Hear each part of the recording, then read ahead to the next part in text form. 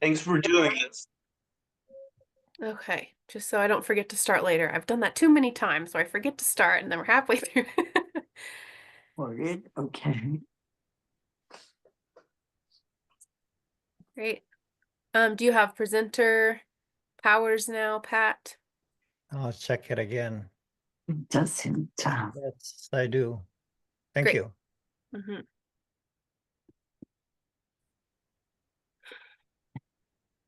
Okay.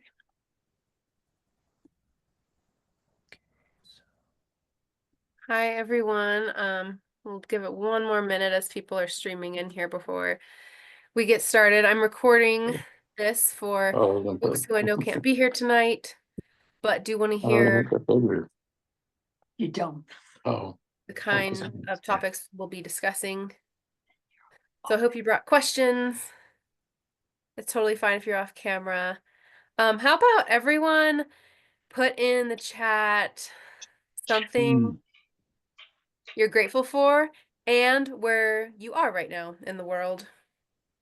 Maybe you're in the Pacific Northwest. Maybe you're not in the Pacific Northwest. This is presentation and meetup for the Northwest Intentional Communities Association.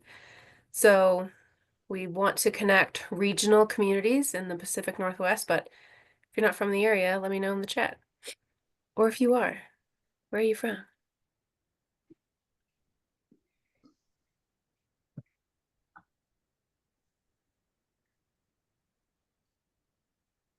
No, a few more people will be joining. Oh, baby. What was that?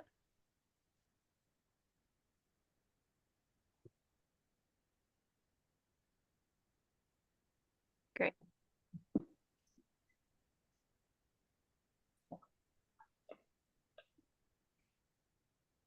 San Diego. Hello. From Duval, of course. Lorna, hi, it's good to see you.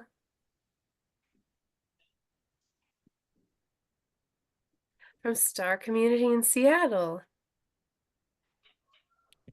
The Star of Seattle. Met a couple more people here.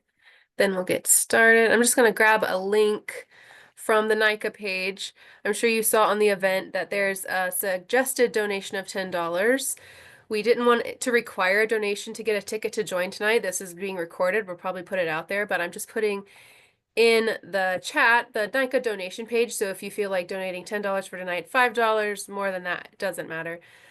That's in the chat for NICA to just gather some more resources. The more money we have in the bank to put on in-person events and to even pay people to help present and come to our in-person gatherings, we really want to put a lot of resources into that. And it's not on the website yet, but the next in-person meetup is February 1st. Yes. I want to say the 5th for some reason, but it is the first Saturday, which is February 1st at Songaya, so keep an eye out for that. Songhai is an amazing co-housing community that has been going for like 30 years. I was working with them to build 3 co-housings just down the street from where they are. Would they be interested in 32-unit tiny home?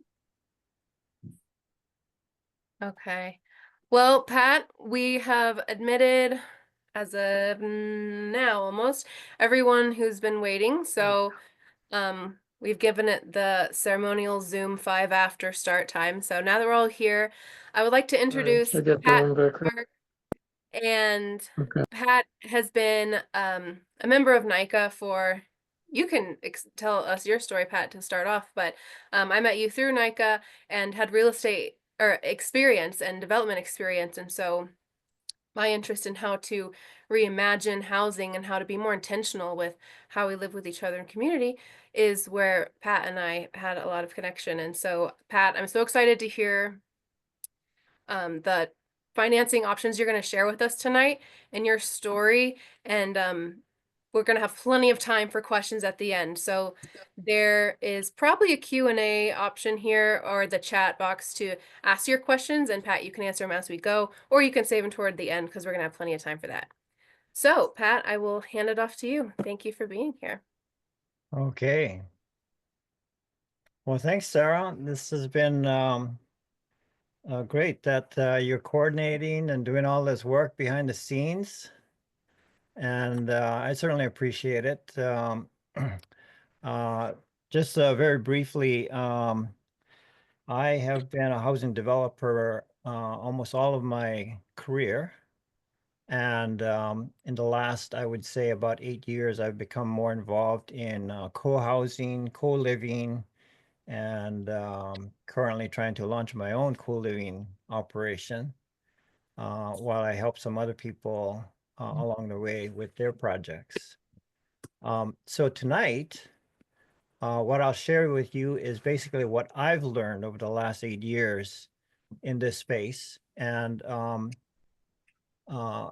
hopefully it will spark some discussion about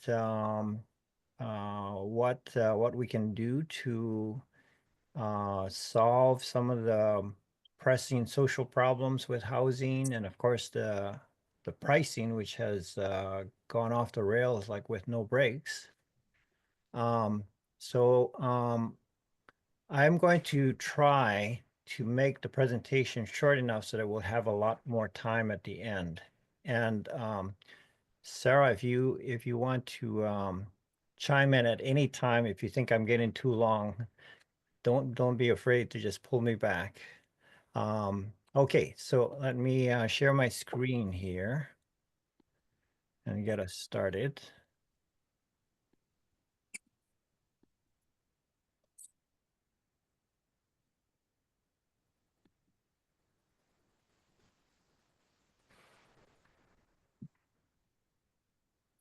Okay.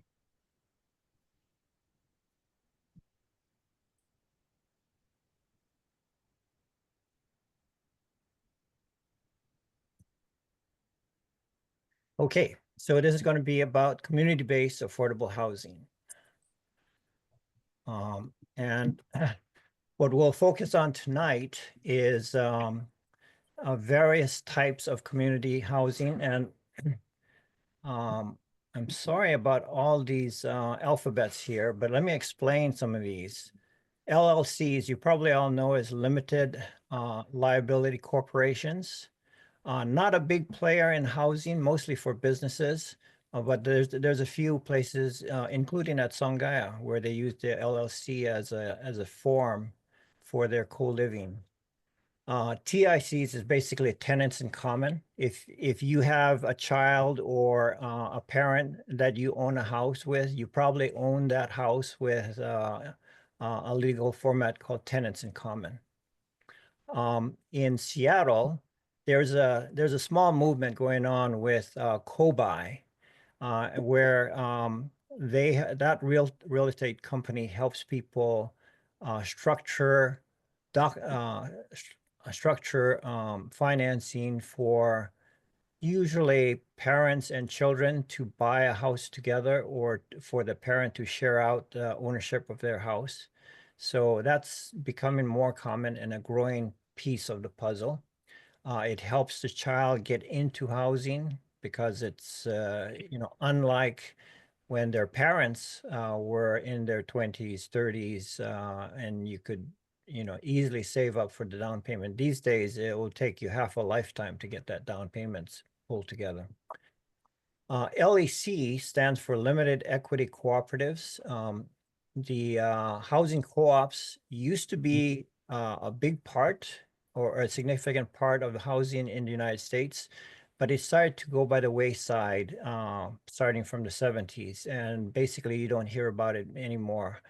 It is still very big in New York, and hopefully we'll get more momentum here in the Northwest. There's some projects that have formatted themselves as cooperatives, not necessarily limited equity co-ops, but housing cooperatives. And I'll talk about one of them tonight.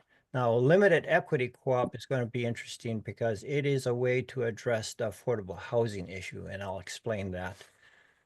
Most of the problems that we have with housing prices come from two places. Those are the legal hurdles and the financing hurdles.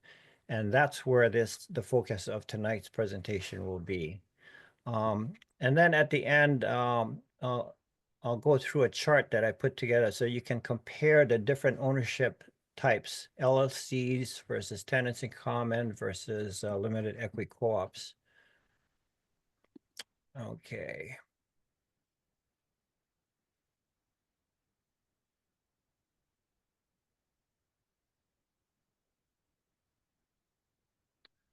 Okay. Okay, so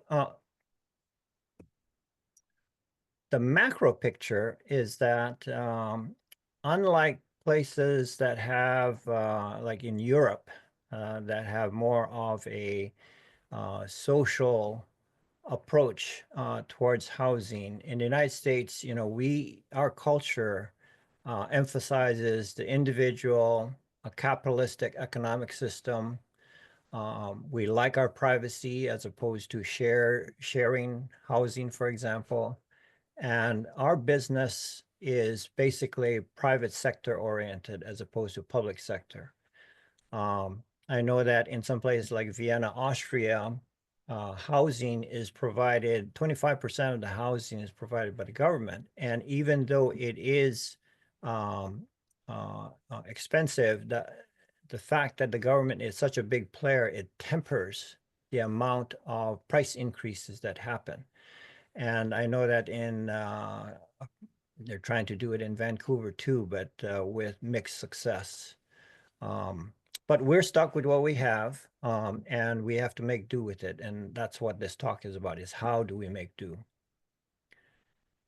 Okay, the result of our culture is that we have, as you all know, growing inequity, polarization, gridlock, some social instability, and a lot of unmet needs, not just in housing, but in healthcare and in housing or housing related on the social side. We have this epidemic of loneliness that used to be confined mostly to the elderly, but now it's percolated through the young people, probably the result of you know, social media and all the technology that they've had to deal with.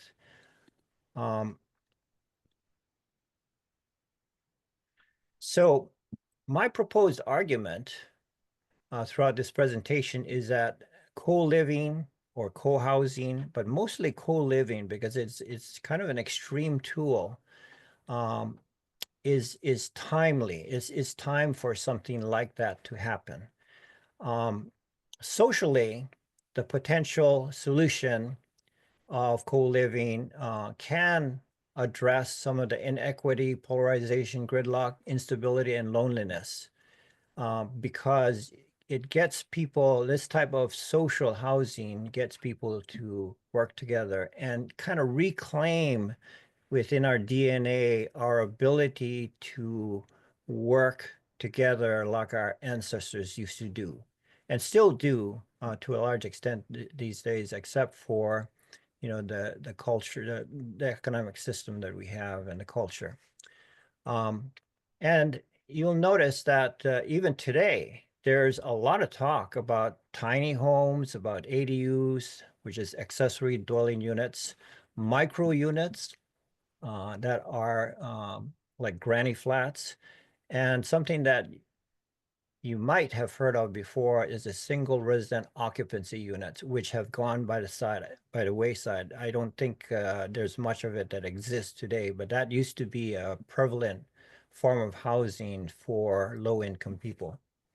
But again, as I've said, the problem really boils down in our country to the legal issues and the legal and financial hurdles.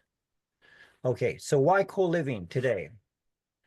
Well, because there isn't a whole lot of alternatives. You know, the alternatives for solving housing in any major way is very scarce. I mean, there is inclusionary zoning, which is the market attempt to get some affordable housing in place. And then, of course, there's public funding, which pushes mostly rental housing and a little bit on ownership housing too, but not a whole lot. The biggest thing that affects housing prices is the unit size. And that's why tiny houses have gotten a lot of light these days. And then now micro units and uh,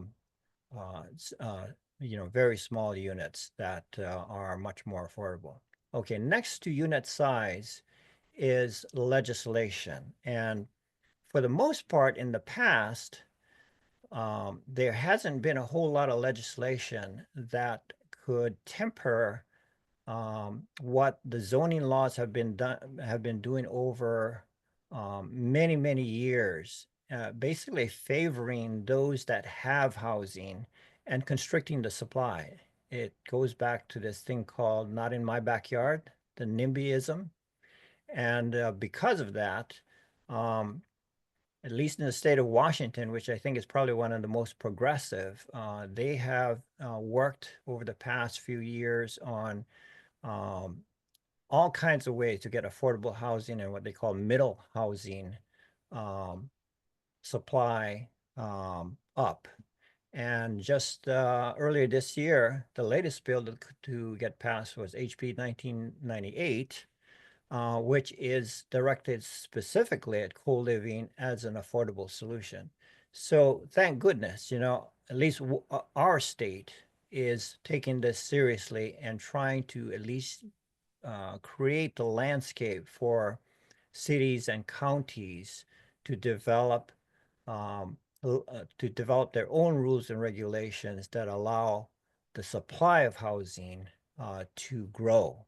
And mostly it's coming in terms of more density in our communities. And even to the point where in Seattle, it's almost illegal to have a single family home anymore. And we want we want those single family lots to be densified, at least with an ADU and sometimes 2 ADUs or more. The other thing that we're seeing is that there is some community financing that's coming available, and I know Verity and Banner Bank have been the market players in that area. But we also are seeing a lot of retirees bringing in equity into new housing. Amazon has their own program, and it's like Microsoft had their program a few years ago, and now Amazon is starting to become a player, which I'm glad to see. The IRA, or the Inflation Reduction Act, is doing their part, particularly on the sustainability things like financing windows and heat pumps and things that will help progress towards more sustainable homes. Now, the thing that people really have to gain by becoming owners versus renters is equity gain. Right now, because people can't afford to buy houses at, $500,000 or $1 million, they're relegated to being renters. And what I'm proposing is that the more people we can get to become owners in some way, the less or the more opportunity there will be for renters to flip over and become homeowners, as opposed to having none of the benefits that accrue to homeowners today. Okay, so what are some of those legal hurdles? I've talked about this NIMBYism that goes on, and this is probably next to the housing size. These zoning rules in particular is really the supply constraint. This is the bottleneck that we have across the country that constrains the supply. And most of it is because once people have their own houses, they really don't want anybody else in. And unfortunately, the zoning rules favor that that voice. It's a loud voice. They're already in place. And so because the zoning rules favor them, it tends to choke off supply. I had an interesting piece of investigation when I was trying to do some affordable housing in a project, and I was trying to figure out, well, why don't we just put a lot more bedrooms in every house? And it turned out, at least this was 3 years ago, it turned out that you can't do that because there was a limitation on the number of unrelated parties that can occupy a house, which was kind of strange to me. I thought, why would you want to do that? And the more I looked into it, I realized that the reason why it had to be limited was because, going back to NIMBYism, the people that had houses didn't want more people coming into their community, but they had servants and they wanted to provide housing for their servants. And so they came up with this idea of limiting the number of unrelated parties within a household to, in Seattle, it was less than 8. And I think in most counties, it was less than 5 or 6. So 3 years ago, the legislators in Olympia got rid of that law because it was hampering the housing density. And of course, you can't do a lot of co-living with that kind of law. That was an old law, but thankfully they got rid of it. Okay, the other thing is that zoning variances, no matter how much you want to change, change the density, zoning variances take years. And, I worked with a couple other ownership groups that have wanted to do zoning variances. And if you've never done a zoning variance before, it's easy to be misled that it's going to take, a half a year. No, it takes years. As a developer, I shy away from trying for zoning density. I work with what I have so that I can at least get the project up and move on. The other thing is that housing innovations, whether it's tiny homes, ADUs, and micros, if you don't have an advocate on the city or county side advocating for you, very difficult to get done. And so one of the main things that we need to do in order to get housing, affordable housing, is we need to link up with whomever is the champion within the bureaucracies that we work with. Otherwise, it's an uphill battle. Seattle is much easier to work with because they focus on this issue and they provide different avenues for developers to get more, to up the housing supply. Okay, so let's talk about, what are some of these legal hurdles? And here's some of the types of ownership. We have shared housing. We all know this. It's usually a landlord, a lessor, and lessees. And it's very common. Most of us know about that. Co-buying is not very common, but it is growing, where you have multiple owners on a particular house. And that's where I use that term TIC, tenants in common. Again, if you have more than one person owning the house, you're probably in a tenants in common arrangement. And then, of course, limited liability corporations, I mentioned before. Those are not, they're scarce in terms of housing. Housing co-ops also are not common, except in New York, but they have been with us a long time. So the law is really established in that area. It's just that it's gone dormant because the federal government has not stepped up behind it. And I don't know if they're ever going to do anything or revive that kind of financing, but it's just gone by the wayside. And it's up to us in the States to really kind of revive the housing co-ops and get banks more interested in doing something like that. And there are banks coming into that space. You've probably heard about land lease and community land trust, CLTs. Again, these are not common, particularly in the mainland United States. in Hawaii, everybody knows about land leases, where I come from. And so that's common. We understand how it works. And land trusts work similar to that. But again, even though it has a long history, it's not common. So in co-buying, what we want to do is we want to explore the TIC, the LLCs, and LECs, limited equity co-ops, which I'm sorry, I'm not, I didn't put it down here, but let's go on. Okay. Now, here's the financing hurdles. We have a single family bias in our housing. First of all, the federal government provides a secondary market. You've heard of Fannie Mae, Freddie Mac, Ginnie Mae. All of these are federal programs which back up the housing financing that we have.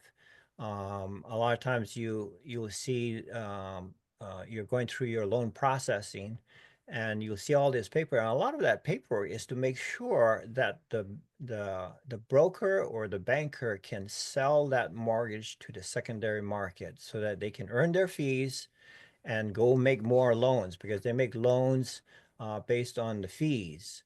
Um, but there are some banks, like the big banks, they not only want to make the fees, but they want to hold the loans and make money on the servicing of those loans. But they wouldn't do it as much if it wasn't for the federal government coming in and providing the secondary market to allow mortgages to become more liquid. And that's a huge boost to the mortgage industry. You don't find that in the co-op market, for example. So mortgages in our country favor single-family homes. SF means single-family homes. Home insurance also favors single-family homes. And as you all know about the tax deduction for mortgages on single-family homes, that's another subsidy that we provide. Again, it's a heavy bias on single-family homes. And if you look at what happens to small format homes, which granted is somewhat new, and the tiny homes, the ADUs, the micros, there is no secondary market. And so loans for tinies, ADUs, and micros are hard to get. Now the ADUs, if it's done as a condominium, it can access the regular mortgage market, because there is a secondary market for regular mortgages, like any condominium. But there isn't a secondary mortgage for tinies or micro units. So there is little to no mortgage financing for these newer types of small format housing. And even the insurance is sometimes very difficult to get.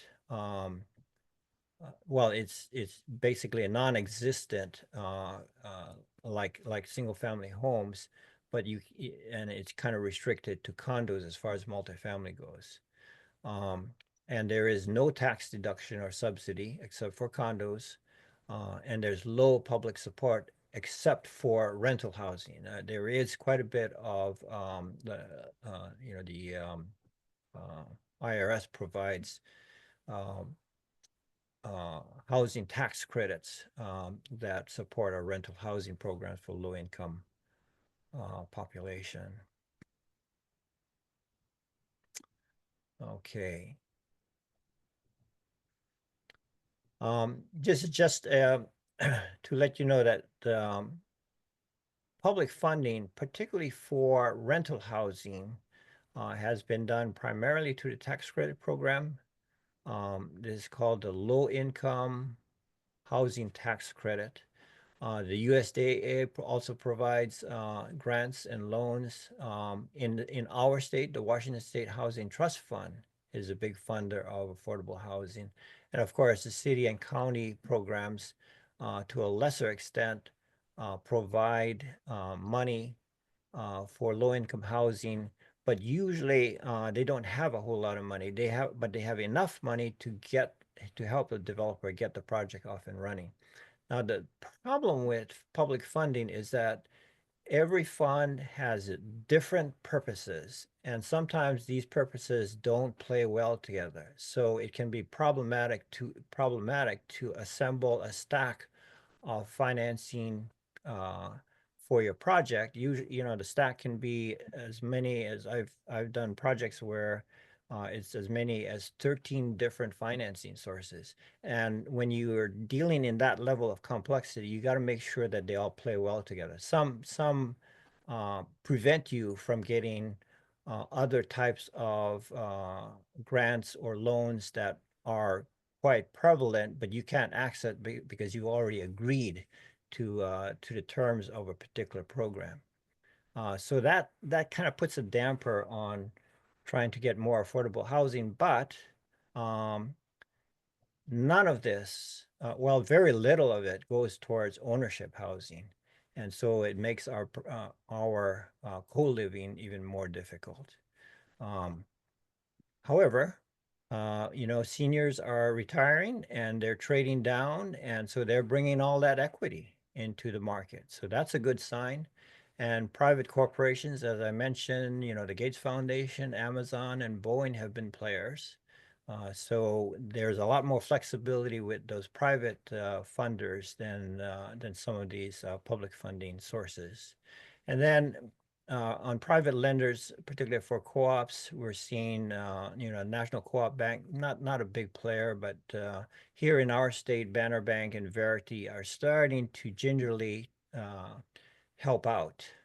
And so we're hoping that there's more of these community banks that are willing to, because there's no secondary market, they have to be willing to keep it in their portfolio. And a lot of them are because of their mission, you know, to help the community. Okay, so basically these Hey, legal Pat, and before finance. you move on, Yep. I just wanted to mention there was a comment made that more people in the chat that maybe you can speak to, but that more people should know about the USDA rural development programs, that those grants and loan guarantees for residential and commercial projects in low population counties. Do you know much about that? I know only enough to be dangerous. Same. Um, so I had a friend that was part of a project that was funded by the USDA. They ran into a lot of problems, mostly because the USDA, like many federal programs, have a lot of restrictions. And you can't do a housing project unless you have a full stack of funding sources um, that will fund all of the pieces. And the pieces, like, for example, if you're trying to get a project off the ground and you need 100,000 or 500,000, that is very speculative money. Some city funding, if there is a city involved, and some county funding, like the Housing Trust Fund, are more likely to lend you. But even the Housing Trust Fund, if you're not asking for, you know, $3 million, they're not going to talk to you. So it's kind of hard to find these starter pieces, and then once you end up with, you know, some people do it backwards. You know, they get the Fed funds before they get the more flexible local funds, and then they run into trouble, and then they don't have enough money to finish the project. In the case that I was remembering, that's what happened, is they ran out of funding and they weren't able to finish a lot of things in the project.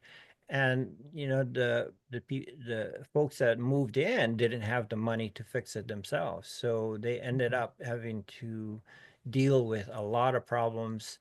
And in construction, if you're not well supervised, you know, the contractors find all kinds of ways to not do their work, and you don't find out until after the warranty is up, which is usually about a year. And in particularly the third year, all of these things start breaking down that you didn't know because it was just not well managed. So it is, and I do recommend later in this presentation that you go with a developer that has experience, particularly with the type of funding that you will need. And there's, I'll mention a few of them that have that kind of experience. Okay, so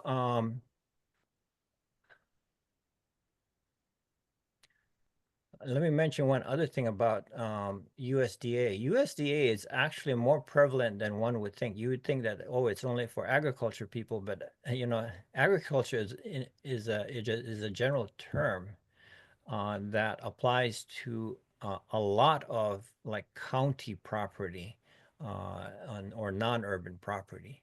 I was actually surprised at how prevalent it was. But again, as any public funding, it does require some experience.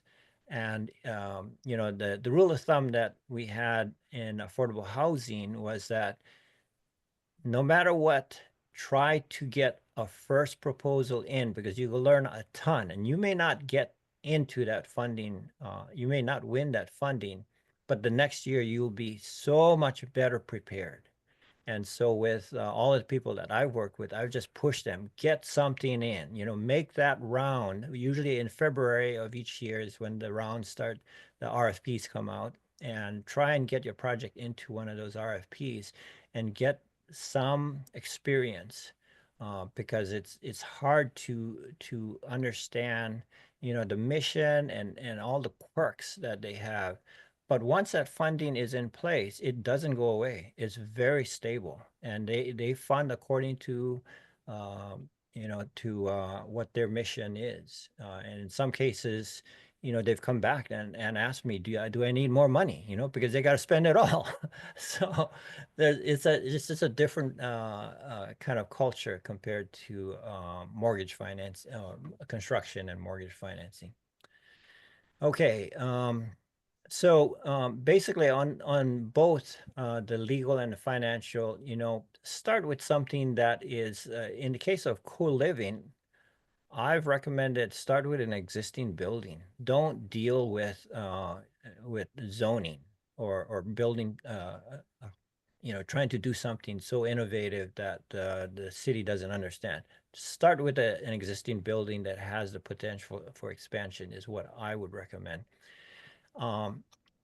Push the rules, but don't exceed the rules because you don't want your project to be delayed. Maximize the unit count, and I'll show you an example of how they maximize the unit count. Very innovative project. Cultivate friends on the agency side or the bureaucracy, because if you've got a champion within the bureaucracy, you are going to be way ahead because if you're trying to push something that is not well known in the bureaucracy or the city or county that you're working with, it's hard to get it through. People just, you know, they shy away from anything that's too new or they haven't processed before. But I noticed that, you know, there's a lot of young people that are getting into city government and they're like, you know, raring to go, trying to get something going that will help them meet their affordable housing goals. And so those are the people that you want to team up with. And then you know, select and develop your own format depending on whether you're going to be, you know, an LLC, tenants in common, a co-op, um, and I would say I'm not going to talk too much about the CLT because there's some problems with that, but uh, the main thing is decide whether you want to be really a tenants in common with multiple owners or co-op, and I'll show you some comparison of the difference between the two. Financially, you know, get together with, try and recruit some equity founders that believe in what you believe in and try to get them interested. And equity founders, I mean, the best source in my mind of equity founders are people that already own land and they're wondering what to do with it, you know, and talk to them. Figure out, you know, what are their goals and if they could be part of the project. In the case of a lot of Seattle projects, I'll talk about what Frolic does in their projects is they only talk to people that actually own a house in Seattle. And if they want to stay in that location, and if they do, then they will work with that owner. And what the owner does is the owner contributes the land to the project, which helps with the financing. And then Frolic raises the investment funds. And then they're able to develop that property with higher density and bring down the cost drastically. Okay, so recruit your founders, work with a financier. Some of the financiers that I've known of that are in this space is Green Canopy Node. They're also a general contractor and a developer, really knowledgeable. Frolic, I think about 6 years old now. They have grown and are now starting to go into other cities other than Seattle. Um, the Northwest Co-op Development Center down in Olympia, they do a lot of cooperatives. They've been really big players in helping to preserve affordable housing in the way of the mobile home parks. You know, people bring their mobile home and they can't move it. And then when the developer wants to sell the land, they've lost everything. They've lost the rights to the land and they've lost the house because the house really can't be moved once it's settled in there. So Northwest Cooperative Development has been a big player in helping them preserve and buy their land. Usually that happens with the Housing Trust Fund. Okay, and then Homestead Community Land Trust is a big player in terms of getting housing done, where they basically take over the land. There needs to be a buying entity, but basically they take over the land, and then when you go for financing, you're just financing the house.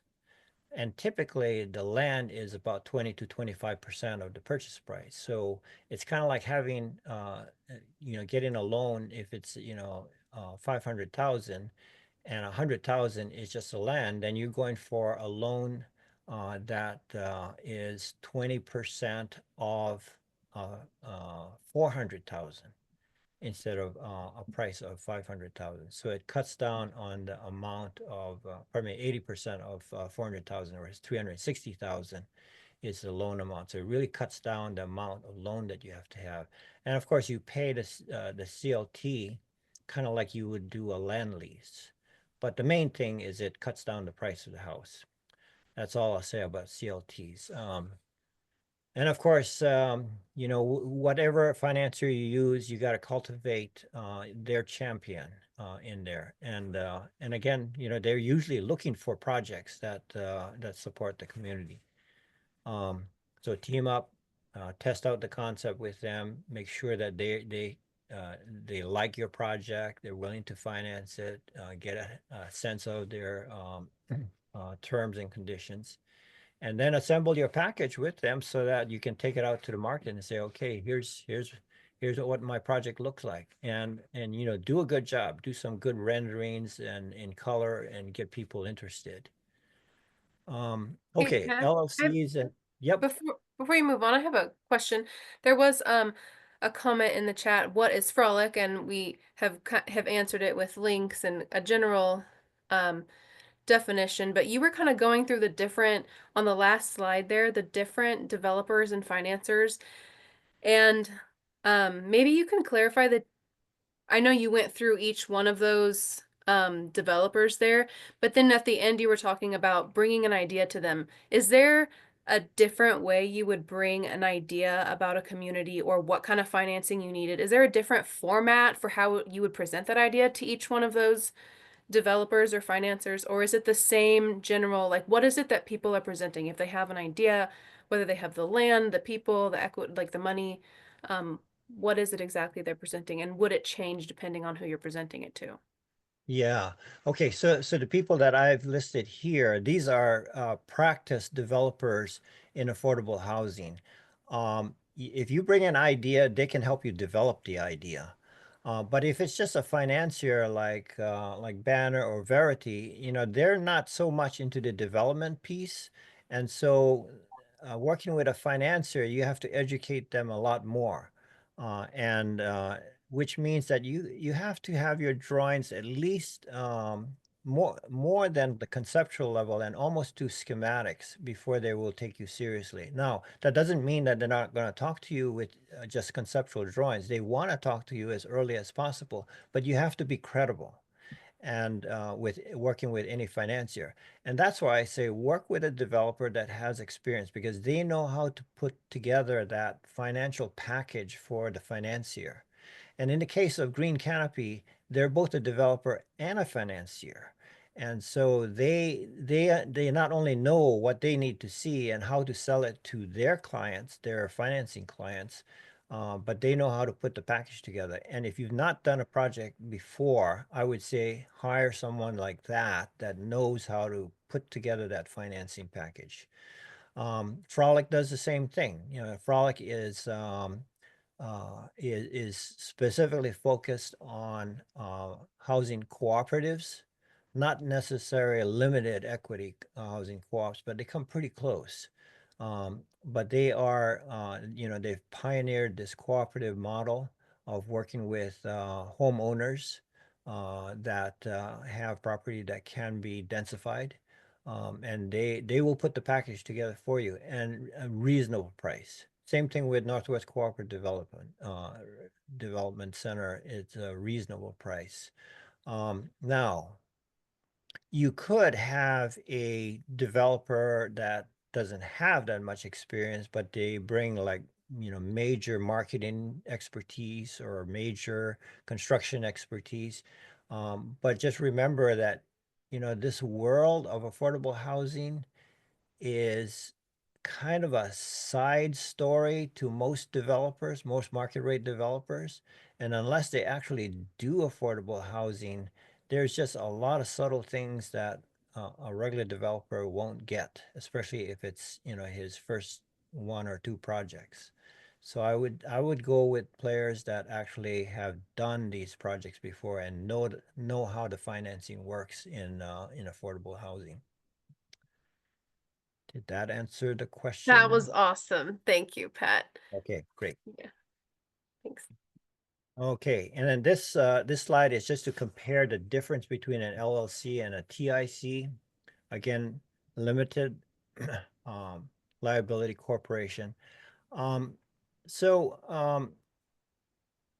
together LLC documents can be very expensive. But the advantage is that basically once you get that done, you're dealing with stock of a company. And you can sell those stocks much easier than you can sell a piece of property or a piece of property. So there is an argument to be made that LLCs make sense. The other problem with LLCs is the mortgage market doesn't finance LLCs. You know, they want to know something, you know, they'd rather look at you as a tenants in common if they're going to finance it. They just, that's just not their business. So it's kind of hard to get financing with an LLC. The reason why LLCs make sense is because um, if you are a business, and LLCs are mostly businesses, and you have a cash flow, then the banks that do LLCs are used to seeing that cash flow. In other, like if you were going to do a rental project, you'd probably have a better discussion with your financier because they know how to finance a cash flow. What they don't know is how to finance mortgage payers. Now, on the other hand, TICs, tenants in common, you know, you're buying a property with your child, or your child is buying a property with you or other relatives or maybe friends. And tenants in common is just well known to the mortgage market. It's well known to the financiers that finance mortgages. And it's not about cash flow. You know, it's all about mortgages, ownership. And so um, in that case, it's a lower cost for the paperwork. It is a lot more paperwork than just, you know, one owner, but it is generally a lower cost to create the paperwork. But I'll tell you, if you need to make a change, like, you know, you have three owners and one of them got a new job in a different city and has to sell his, that means you got to refinance the whole thing. And that makes it really awkward, right? So, and then the other thing is, you know, they need their money out because they're in a new location now and they need that money to pay, you know, for down payment or whatever it is. So TICs are easy to get standing, but you just got to make sure that your partners are gonna stick together. And that's why it tends to be people that are related to each other by blood or family relationships. Not to say that it couldn't be done by people that are unrelated to each other. It's just that, it's hard to make those, to make major changes when you got to sell out your share. Whereas in an LLC and a co-op, you can sell your shares, very liquid. Well, I shouldn't say liquid, but easier transactions to make. TICs, as I said, does require additional agreements. And of course, I mentioned already the property sale. Okay, let's talk about Frolic. This is Frolic's simplified model. So on the left side here, you see that this is a conventional condo development. They go in and the seller doesn't really want to move. But they feel like it's time to cash in on their property. And Frolic works with them and says, okay, if you're willing to put your money into the deal, we'll make sure that you have a house at the end of the day. You will have a house.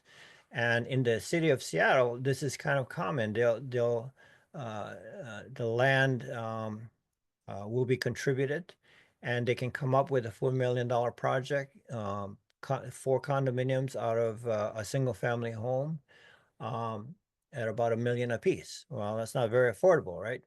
So what Frolic has done on the right hand, and so on this $1 million houses, you're talking about down payments of 100 to 200,000, more like 200,000 to get this done.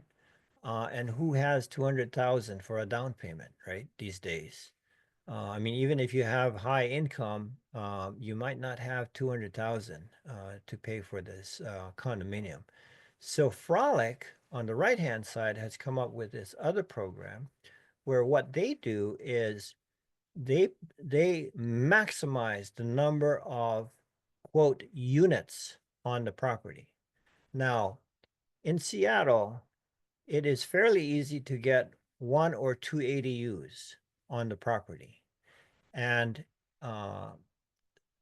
in Frolic's case, I remember this project that they put together, Corvid A. In fact, in a future session, I'll bring one of the owners to the session, and so they can walk through the process they went through in terms of qualifying for their unit. But you can see here is that Frolic is able to take this property and they're able to make 7 units as opposed to 4. And they're able to bring the price down to about 300,000 a unit with down payments of 9 to 22,000, right? So very accessible. The barriers to entry is very low, and servicing a $300,000 loan is nowhere as close to $1 million house, right? So I should say 80% of 310 would be the mortgage on one of these 7. And then Frolic also has this ability to go out and raise money to get a blanket mortgage. So these people put up the buyers put up about 2.5 million, and they're able to, because the land is subordinated to the loan, they're able to go out and get a blanket mortgage to come up with the rest of the 4 million. So 2.5 from the buyers and another 0.8, and they're able to hit their $4 million mark and get this project off and running. Now, I'm not going to go into all the details of how they do this because it is kind of early to do that.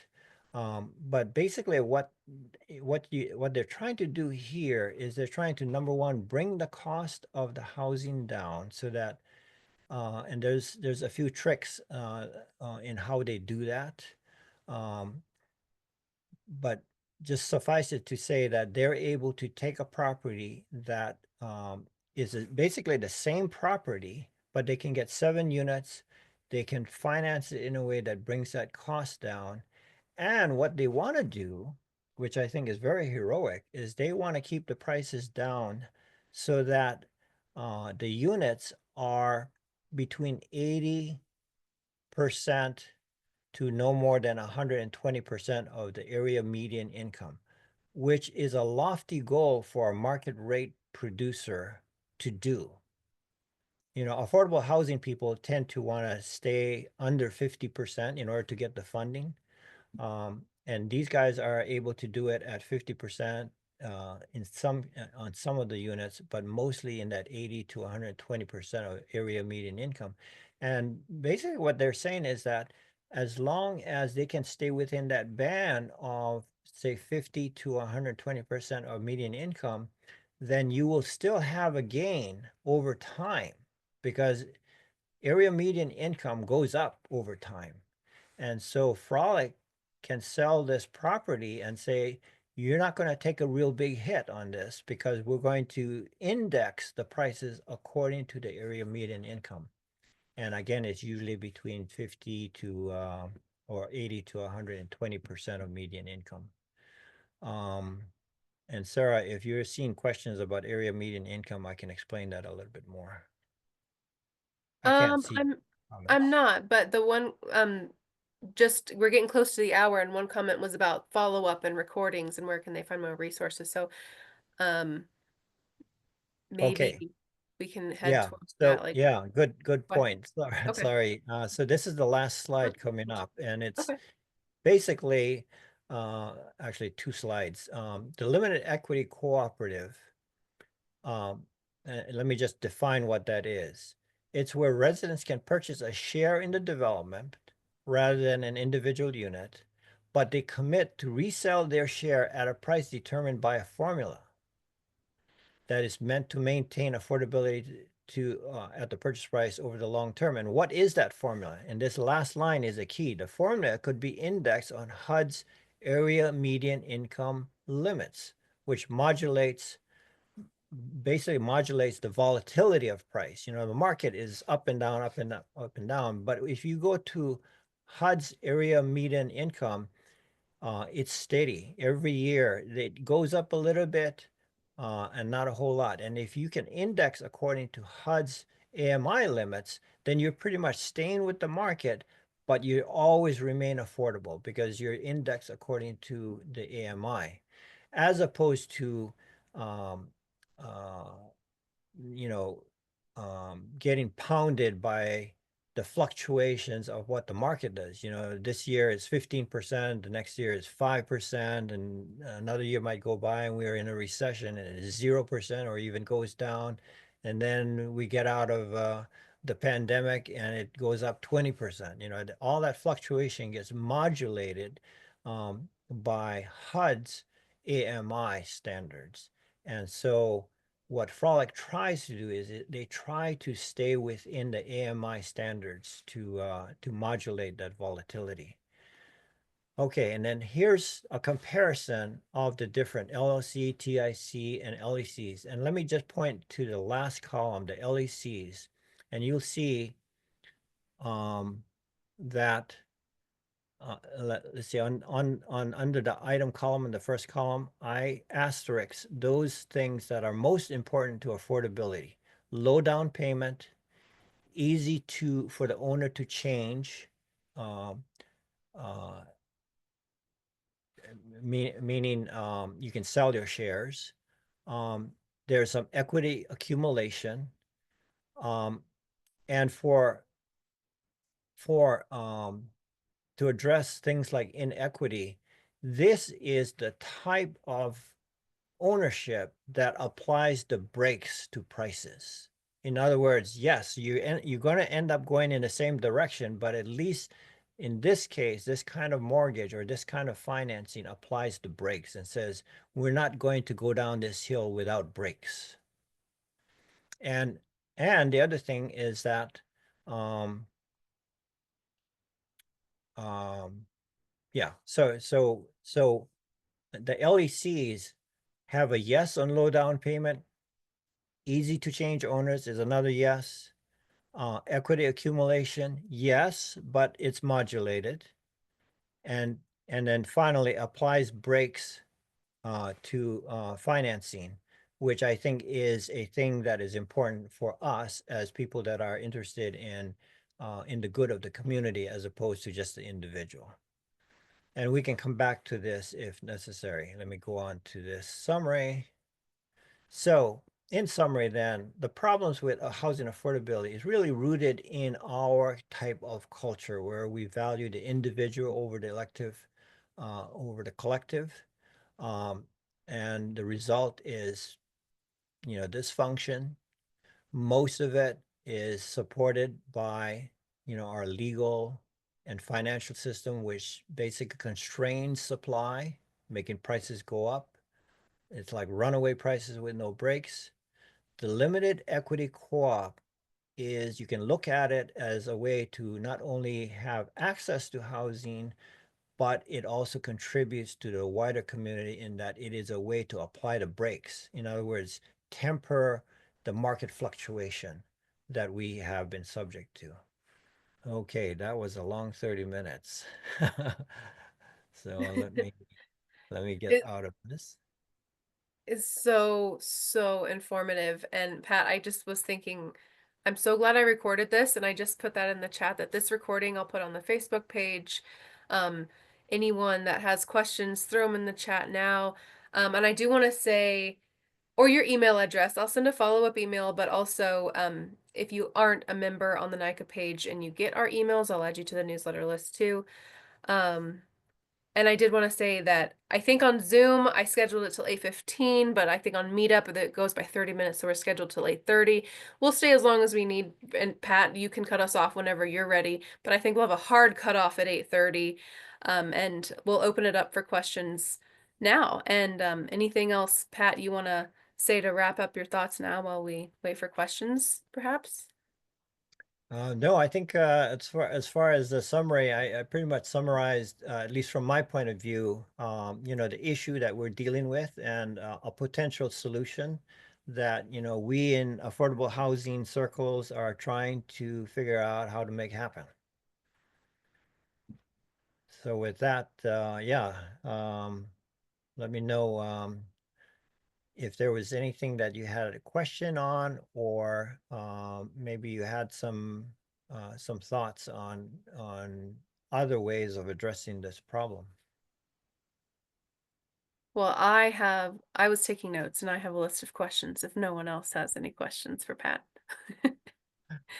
My only question for Pat was the project you're working on. You sort of alluded to it. I just wondered if you could give us a status update and where it is and. Oh, okay. So I've been working with other housing groups, other co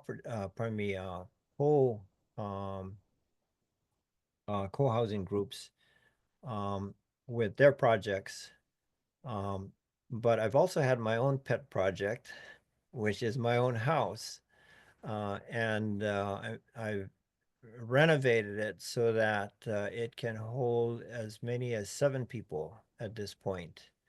I haven't put it on the market yet, but that project was primarily to get me immersed into all the difficulties of how to get all these documents done, how do you do governance, and all the social layer in particular, which is something that I've had to learn.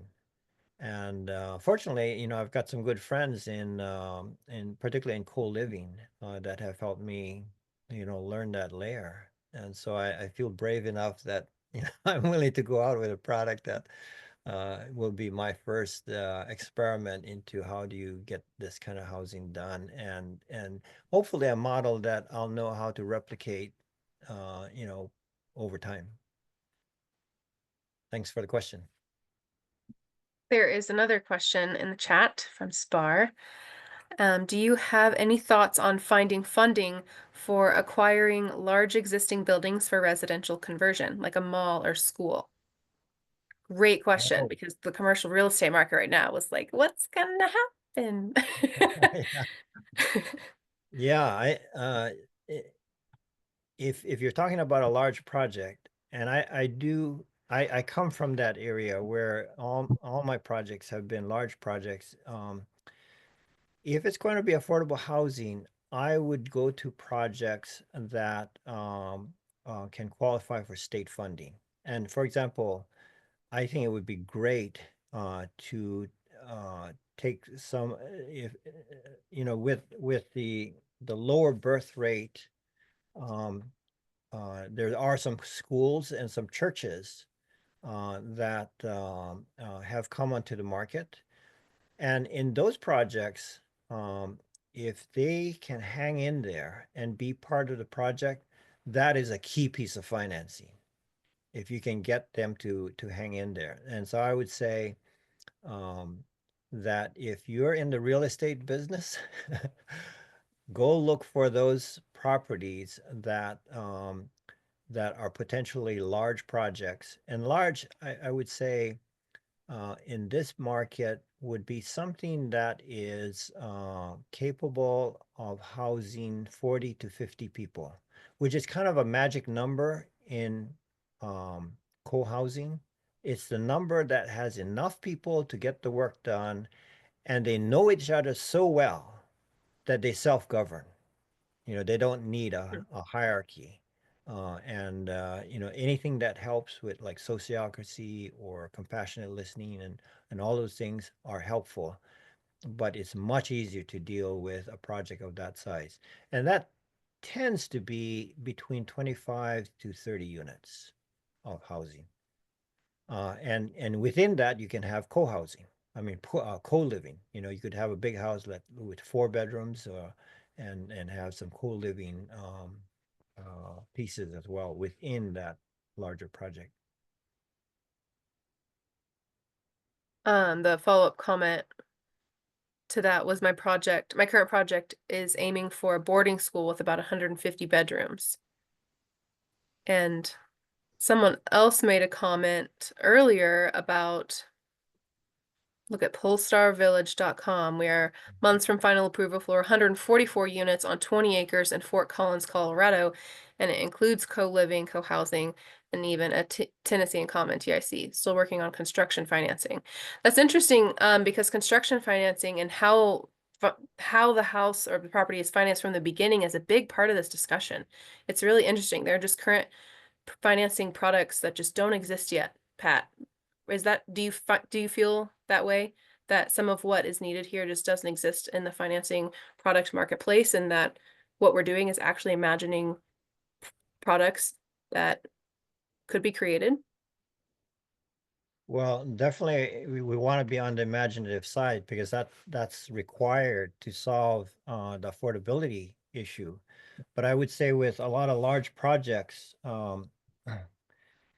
you know, what they tell you versus what can actually happen is like two different things. Right. And so, at least in my career, in order to land one project, I'm usually working on at least 10 or 15, because I don't know when any one of them is going to pop and say, I'm really ready, or something happened that now I have an urgency to sell. And that's when I'll know enough about the property that I can put the deal together very quickly, and I know who to go to for financing. So I would say if you're serious about doing some bigger projects, just understand that the bigger the project, the more you're going to have to phase it. Because when you're experimenting with co-housing or co-living, you have to do it in a way that it's kind of like cooking, right? You got to keep tasting. You cook a small part of it, or you cook a sample and you taste it. And then you do another sample, a bigger sample, and you taste it again. And that's the same thing with any kind of development. Even if you're doing a small project of 22 units, um, to a lot of people, that's a big project. And it does require some experimentation. So you need to like step in it and learn your way in. And it's only after you've done like 3 or 4 of these projects will you get the hang of it and know where the sensitivities are, what you got to watch out for. And in this case, who would finance your kind of innovation.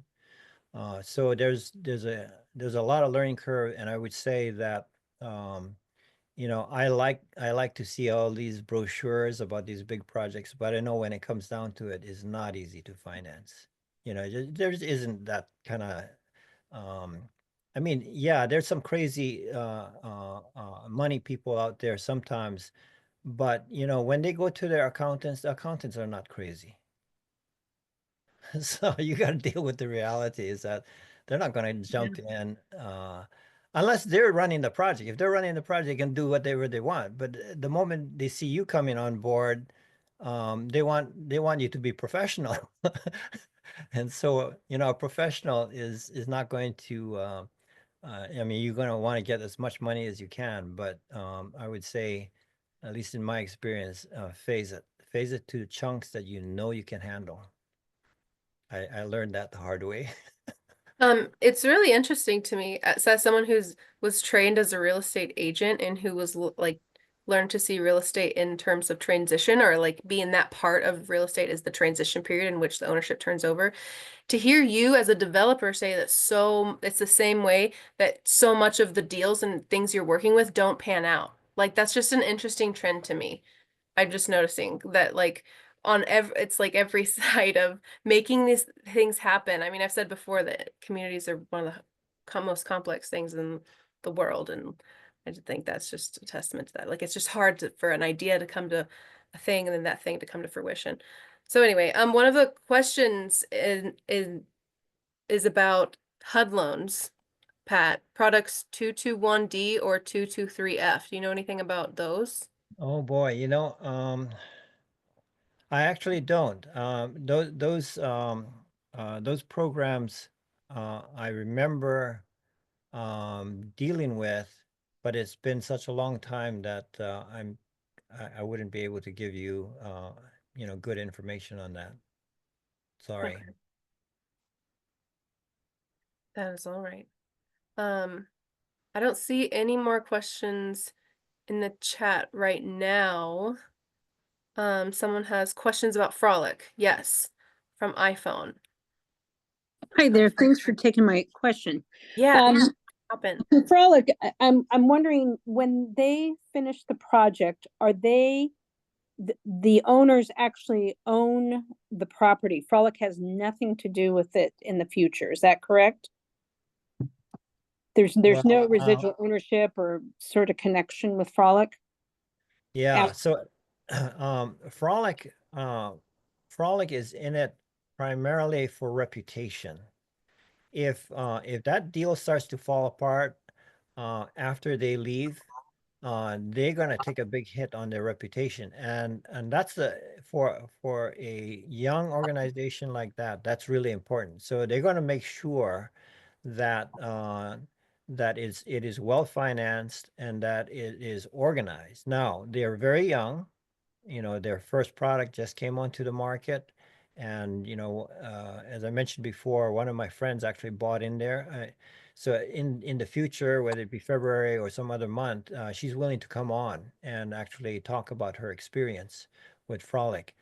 My dealings with Frolic is they are very mission driven. They've got some good people working with them, very reputable people. In fact, Green Canopy Node worked on them in their current, I think it's called Corvidae um, project. And I learned a lot from both Frolic and Green Canopy Node about how that deal came together. Mhm. I, I I think that because it is a first product, they're going to do everything possible to make sure that it works. Okay. I thought I had heard that the HOA to recoup some of that cost is really high. Yeah. I think in any that is kind of a half breed. It's structured more like a co-housing project.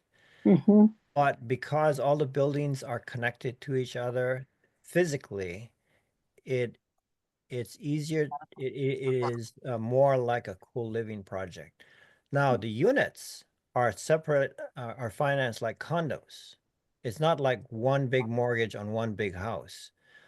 These are 7 different mortgages, and the financier has agreed that they will finance it with their standard condo mortgage. And so Mhm. that's what made that project go, is that they were able to structure that deal so that when they took it to the lender says, "Oh, this is like a condo. I can do that."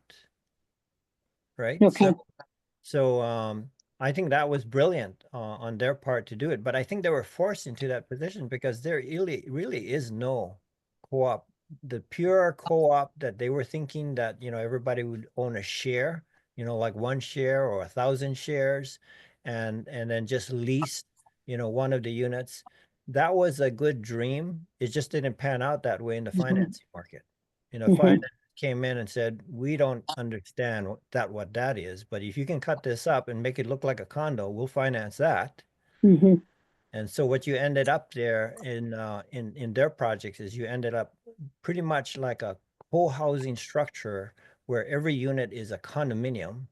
Mhm. It's financed differently, and the owner is responsible for that particular unit, but then they have this big budget for a common area. Mhm. And in co-housing projects, that's a huge part of why Mhm. the HOA expenses are so big, because basically as opposed to a regular condo project where the common area is really tiny and most of the money went into the units. In a co-housing project, it's the opposite. Mhm. The money is in the common area. It's in the common house, great big common house that is multi-function and it does all these things. And then there's a common grounds.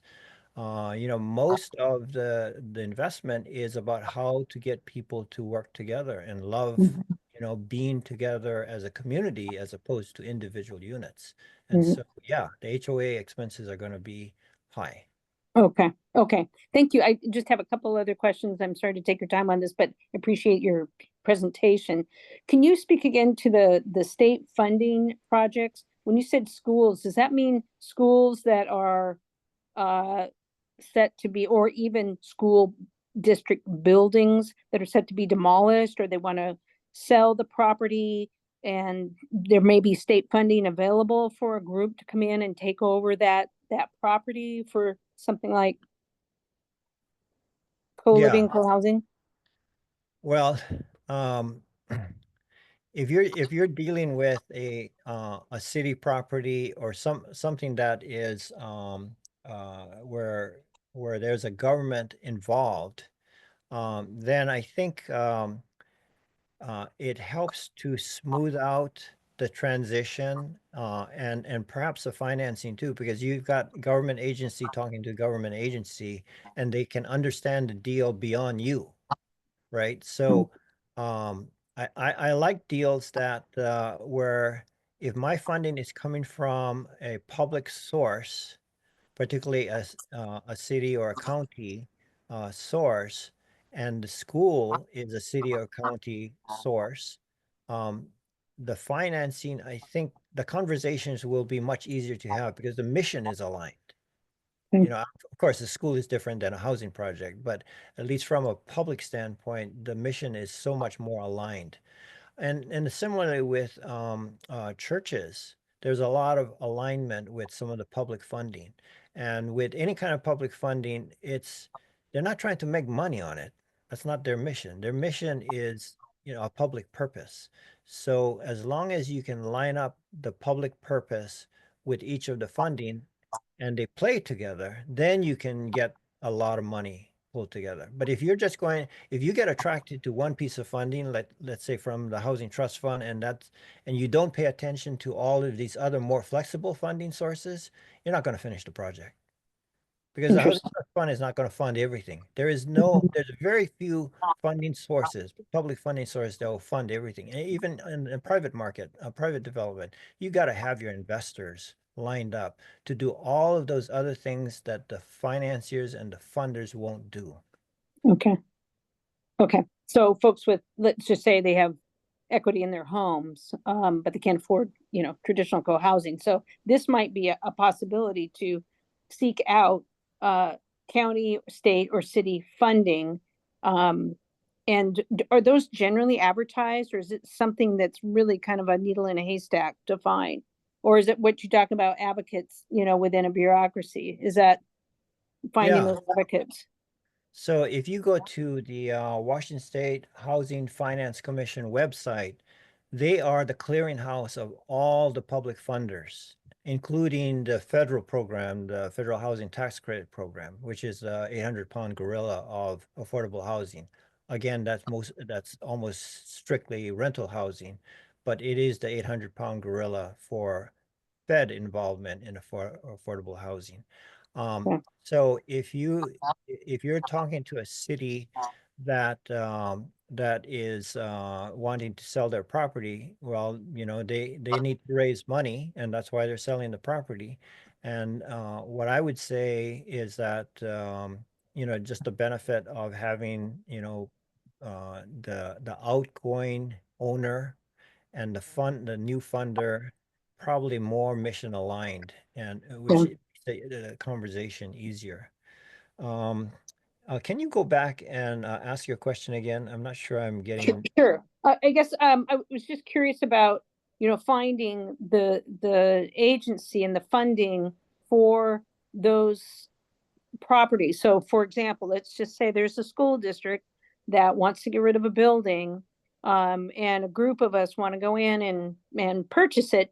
But if there's state or county or city funding available, I guess I'm curious, what steps do I need to find that, so that they can talk to each other?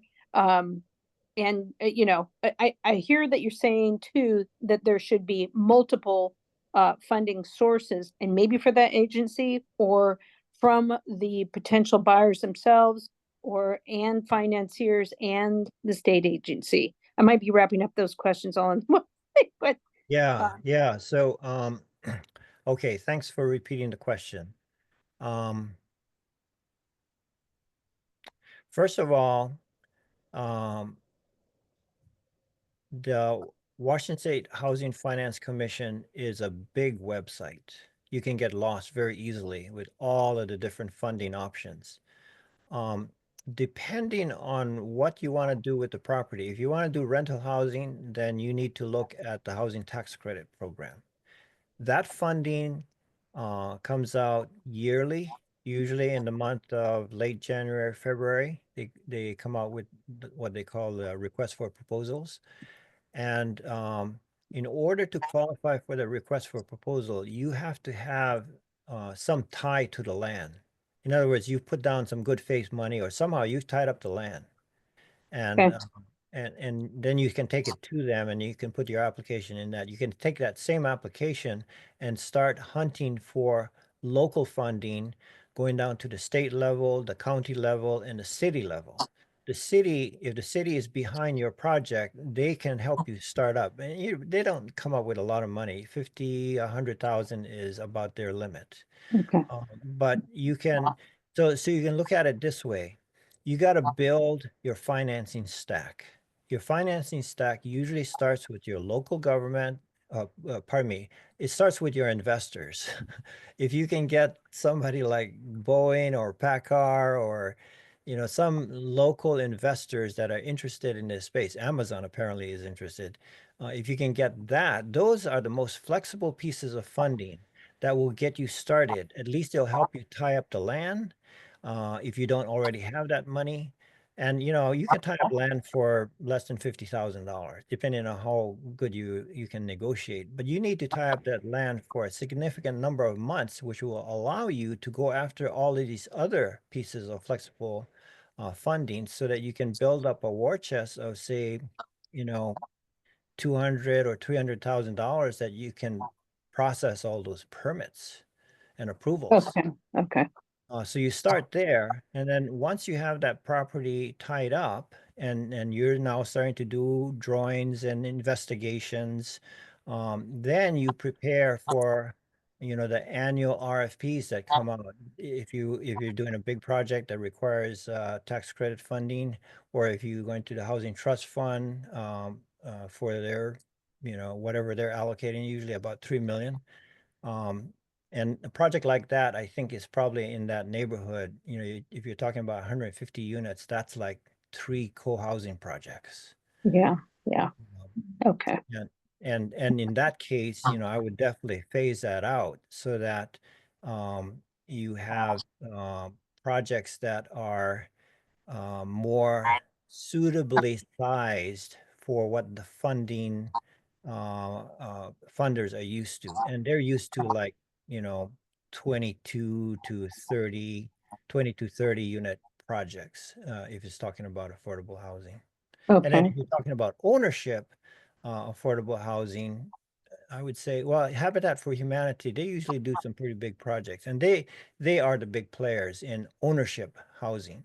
okay, So it's good to like work. I mean, if you can get them to be partners with you, they know all the ropes. They're like a really knowledgeable developer in affordable housing. They know all the sources for doing non-rentals. okay. That's a great, that's a great idea. Yeah, and then they'll Okay. they'll help you put the financing stack together, because that's what they do. Okay, okay. Thank you for your time, and I sure appreciate your presentation this evening. All right. How's our Thank- timing? Timing wise, okay, it's 8:27. Thanks for your great questions tonight, everybody. Somebody did ask, Pat, Shannon, if you have to hop off, great to see you, kind of, for being here. I know you're here. Thanks for everyone for coming tonight. A good final question would be what Michael asked, which is, Pat, are you available for a short consultation about our project? And wondering if in your own co-living project, if each unit has its own bathroom and kitchenette, or if it's more shared facilities. Well, I can talk about my project. I As I've investigated the co-living, they say that it's okay to have shared bathrooms. Um, and I for me, I have a hard time with that because I love my bathroom. And so in my case, I've found a way to make sure that everybody has at least their own vanity. They might have to share a shower and a toilet, but at least they got their own vanity. And the other thing in my case is I want to make sure that there's enough power around that vanity that if they wanted to boil hot water or have a microwave or a small refrigerator, there's enough power to do that. Because some people, they want to be part of a co-living, but they also value their privacy. So you have to give them the option of balancing how they feel, they want to participate. And in at least in visiting other co-housing, co-living projects, they vary a lot. A lot of them are very social, but I've also been to ones that some people, didn't want to be that social, and they really love their privacy and having a full bath to themselves. They'd pay extra for that. So in my case, like my basement, that's a full unit, a full 1 bedroom unit. That could actually be 2 rooms if they wanted to, because each room has its own door. And then upstairs, there's 2 more units up there. And in that case, they share just the toilet and the shower, and they have their own vanity cooking area if they want. But there's a common kitchen and a huge living room for everybody. Okay, so that's the answer to my little project. Um, and As far as consulting, I'd love to. Yeah, I'm trying to finish my own project, but I'm sure that I could carve out some time. And I'm always interested in helping people, at least get it off the ground. And we need to do this. We just need to do it. And so I work with people like Sarah, you know, because I know she's dedicated to this mission, and you know, we got to keep experimenting and until we come up with a formula that we know will fly.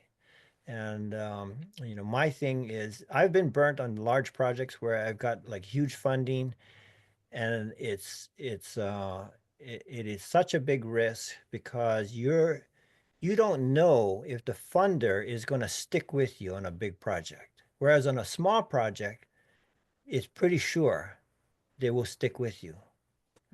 A big project can get unwieldy if you don't cut it up into chunks, because sometimes you want to, like, if it's 150 units, I would say that's like conveniently 3 projects, phase it out, so that, because once you do one phase, you're going to learn so much more. You'll have 1,000% more knowledge to do that second phase, and another 1,000% more for that third phase. By the time you get done with the third phase, now you've got about 20 projects that you know are worth working on, and you can dump the rest of those 50 projects that you were looking at.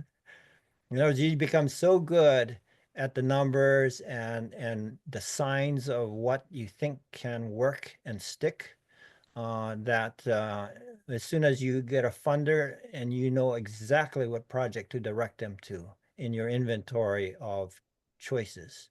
And so, you know, as a developer, I was usually working at least 5 projects at a time. Of course, I had a big staff at that time too, but I always, you know, focused on, I knew like 20 big projects that I could do, but those big projects don't click until you have, it's like kind of like, you got to watch these flows, you know, how they're processing the entitlements, or how the financing is going, or how the marketing is going. And as you process all these flows, things are going to click. And that's the value of an entrepreneur, is they know how to put it together quickly when it starts to click. And then they'll put the forces and team up on that one project that you've got moving, and all the pieces are together. And you know, project managers, they want to work on projects. They don't want to work on your harebrained idea. So, you know, that's how people are. They just want to work on projects, and you got to pull it together so that they got a project. And that's why I say work with a developer that knows what they're doing. They know how to create that funding stack. They know a lot about marketing, and they know how to cultivate the relationships with the cities that they work in. All right. Well, this has been great talking to all Lovely. of you. Perfect. Beautifully timed, like a symphony, just a few minutes after proper Zoom time. Thank you everyone so much for being here. If you didn't put your email in the chat, do that for the follow-up email, or if you're already on the newsletter, awesome. There's the donate button to throw a few bucks towards NICA, as just for our time and continuing to add to our resources for what we can put back into the community as far as meetups, guest speakers, in-person meetup resources and things.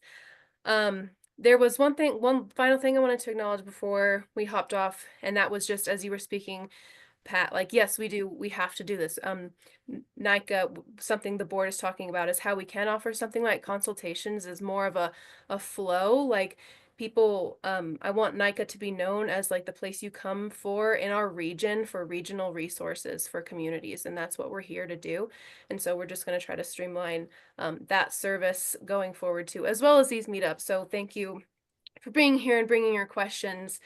And I just want to acknowledge that these projects, like you said, Pat, there's a lot of fail rate, but there can be a lot of success rate when we support each other, and we can do small projects and we can do it a little bit at a time, and we'll take small steps together.